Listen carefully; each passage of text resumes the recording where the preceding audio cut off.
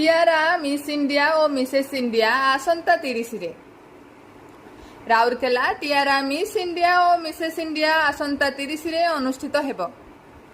ଏହି ସମ୍ପର୍କରେ ସ୍ଥାନୀୟ ପାନ୍ଥ ନିବାସଠାରେ ଆୟୋଜିତ ସାମ୍ବାଦିକ ସମ୍ମିଳନୀରେ ଅନୁଷ୍ଠାନର କର୍ମକର୍ତ୍ତାଗଣ ସାମ୍ବାଦିକମାନଙ୍କୁ ସୂଚନା ଦେଇ କହିଥିଲେ ଯେ ଆସନ୍ତା 30 ରେ ସ୍ଥାନୀୟ ଏନ୍ଆଇଟି ପରିସରରେ ଏହି ଜାତୀୟ ସ୍ତରୀୟ କାର୍ଯ୍ୟକ୍ରମ ଅନୁଷ୍ଠିତ ହେବ।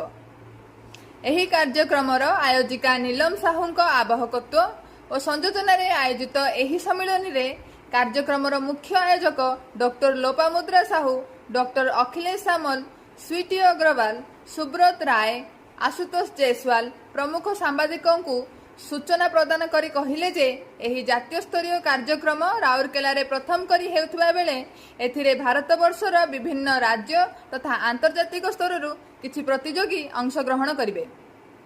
ମହିଳାମାନଙ୍କ ମଧ୍ୟରେ ଥିବା ଆଭ୍ୟନ୍ତରୀଣ ଶକ୍ତି ବା ସୌନ୍ଦର୍ଯ୍ୟବୋଧ ନୁହେଁ, ନିଜ ଭିତରେ ଥିବା ଅନ୍ତଃ ପ୍ରତିଭାକୁ ବିକଶିତ କରିବା ଏହାର ମୂଳ ଲକ୍ଷ୍ୟ।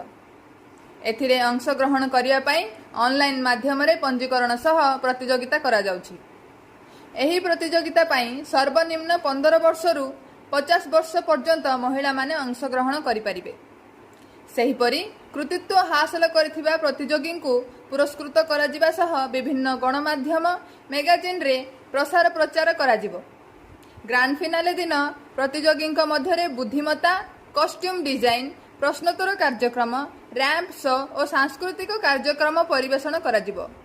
ଉକ୍ତ ଦିନ ମୁଖ୍ୟ ଆକର୍ଷଣରେ ବଲିଉଡ୍ ଅଭିନେତା ପୁପିନ୍ଦର, ସବ୍ୟସାଚୀ, ହରିହର, ସୂର୍ଯ୍ୟମୟୀ, ସ୍ଥିତପ୍ରଜ୍ଞ, ପଞ୍ଜାବ ଚିମା ପ୍ରମୁଖ ସେଲିବ୍ରିଟିମାନେ ଯୋଗ ଦେବେ ବୋଲି ସୂଚନା ଦିଆଯାଇଛି।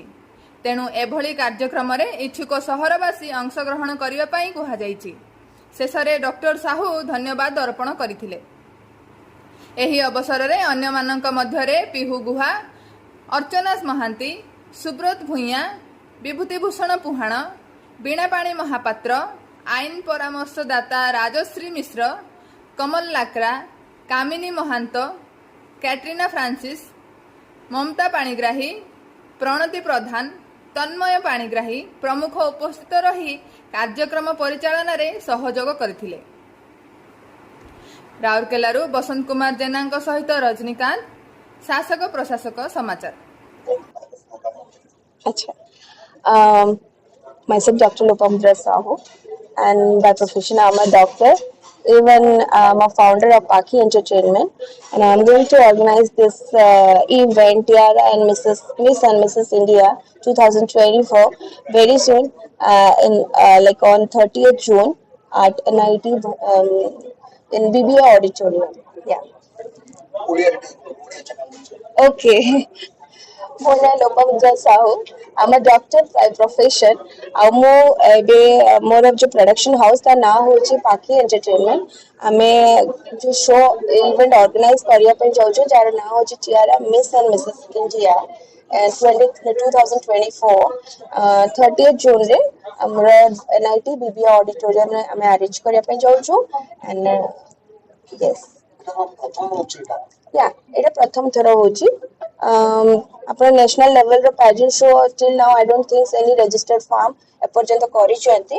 ଆଣ୍ଡ ଆମେ ଆମର ଏଇଟା ନିଜର own firm registered and we are with all legal advice we are like ଆମେ ଏଗୁଡାକ କରୁଛୁ। ଅନଲାଇନ ରେଜିଷ୍ଟ୍ରେସନ ଆମର ଯୋଉ ୱେବସାଇଟ୍ ଅଛି ସେମାନେ ତାଙ୍କର ଡିଟେଲ୍ସ ଏ ୱେବସାଇଟ୍ରେ ଦେଖିପାରିବେ। ଯୋଉ ବି ଲିଙ୍କ ଅଛି ସେଥିରେ ସେମାନେ କ୍ଲିକ୍ କଲେ ଆମର ସେଥିରେ ରେଜିଷ୍ଟ୍ରେସନ ପାଇଁ ଅପସନ୍ସ ରହିଛି। ତ ରେଜିଷ୍ଟ୍ରେସନ ପାର୍ଟରେ ଯେତେବେଳେ ସେମାନେ କ୍ଲିକ୍ କରିବେ ଡିରେକ୍ଟଲି ଆମକୁ ତାଙ୍କର ଡିଟେଲ୍ସ मेल ଆସିଯିବ। ଆମର मेल्स ଦେଖିଲା ପରେ ଆମର team member whoever is the jury member or coordinator they will connect with the contestants and ତାପରେ ଆମେ ତାଙ୍କୁ କନେକ୍ସନ କରିକି ତାଙ୍କର ଡିଟେଲ୍ସ ନେଇକି ଆମେ ତାଙ୍କର ଅଡିଶନ୍ସ କରୁଛୁ।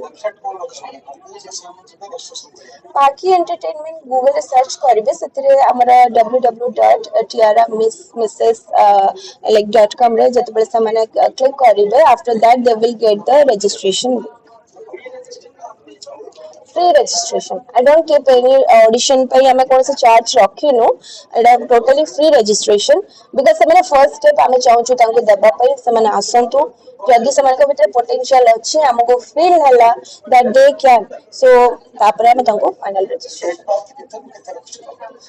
ଏଜ୍ ବାର ଆମର start ହଉଛି 15 years ରୁ ମିସ୍ category ପାଇଁ ସେମାନେ 15 years onward ସେମାନେ start କରିପାରିବେ and up to 50 years. Namaskar, ମୁଁ Amrit Neelam. I am also one of the organizers of the Pakhi Entertainment. ଆଉ ଆମେ ବହୁତ ବଡ଼ ଗୋଟେ ମେଗା ଇଭେଣ୍ଟ କରିବାକୁ ଯାଉଛୁ। ଏଇଟା ପ୍ରଥମ ଥର ପାଇଁ ଆମ ରାଉରକେଲା ସହରରେ ହେଉଛି, ଆଉ ଯୋଉଥିରେ କି ପାନ୍ ଇଣ୍ଡିଆ ଇନଭଲ୍ଭ ଅଛି। ଆଉ ଆମେ ଚାହୁଁଛୁ ବେଶୀରୁ ବେଶୀ ଝିଅମାନେ, ବେଶୀରୁ ବେଶୀ ଲେଡିଜ୍ ମାନେ ଆସନ୍ତୁ, ଏଥିରେ ପାର୍ଟିସିପେଟ୍ କରନ୍ତୁ। ଦେ ସୁଡ୍ କମ୍ ଫରୱାର୍ଡ, ଯେମିତିକି ମ୍ୟାଡାମ୍ ଅଲରେଡି କହିସାରିଲେଣି, ଯୋଉମାନଙ୍କର ପୋଟେନ୍ସିଆଲ ଅଛି, ଯୋଉମାନଙ୍କର ଟ୍ୟାଲେଣ୍ଟ ଅଛି, ଯୋଉମାନଙ୍କୁ ଫୋରମ୍ ମିଳୁନି, ଆସନ୍ତୁ ଏଇଠି ଭାଗ ନିଅନ୍ତୁ। ତାଙ୍କୁ ବି ଏକ୍ସପୋଜର ମିଳିବ, ତାଙ୍କୁ ଏକ୍ସପେରିଏନ୍ସ ହେବ, ଗୋଟେ ଏକ୍ସପୋଜର ମିଳିବ। ଆଉ ତା ଛଡ଼ା ତାଙ୍କ ରେକଗ୍ନିସନ ବି ମିଳିବ। ଆଉ ତା ଛାଡ଼ିକି ବି ଆହୁରି ଯଦି ସେମାନେ ଇଣ୍ଟରେଷ୍ଟେଡ ଥିବେ ଆଗ ପ୍ଲାଟଫର୍ମକୁ ଯିବାକୁ, ଯେମିତି ଇଣ୍ଟରନ୍ୟାସନାଲ ପ୍ଲାଟଫର୍ମ ଗୁଡାକ, ତାହେଲେ ବି ସେ ଯିବେ। ଆଉ ଆମେ ତାଙ୍କୁ ସେଥିରେ ଫୁଲ ସପୋର୍ଟ କରିବୁ। ଆଉ ଆପଣମାନଙ୍କ ସହଯୋଗରୁ ଚାହୁଁଛୁ ଯେ ଏଇ ପ୍ରୋଗ୍ରାମଟା ସକ୍ସେସଫୁଲ ହଉ। ବହୁତ ବହୁତ ଧନ୍ୟବାଦ ଦେବାକୁ ଚାହୁଁଛି ପ୍ରେସ୍ ମିଡିଆକୁ, ଆମର ପୁରା ରାଉରକେଲା ର ପ୍ରେସ୍ ଭାଇମାନଙ୍କୁ, ଭାଇ ଭଉଣୀମାନଙ୍କୁ ସମସ୍ତଙ୍କୁ ଅଭିନନ୍ଦନ, ସମସ୍ତଙ୍କୁ ଧନ୍ୟବାଦ ଦେବାକୁ ଚାହୁଁଛି ଯେ ଆପଣମାନେ ଆଜି ଆସିଲେ, ଏତେ ସର୍ଟ ନୋଟିସରେ ଆସିଲେ, ଆଉ ଆମ ପ୍ରୋଗ୍ରାମର ଭଲ ପ୍ରମୋସନ କରିକି ଆମ ପ୍ରୋଗ୍ରାମକୁ ସକ୍ସେସଫୁଲ କରିବେ। ଧନ୍ୟବାଦ।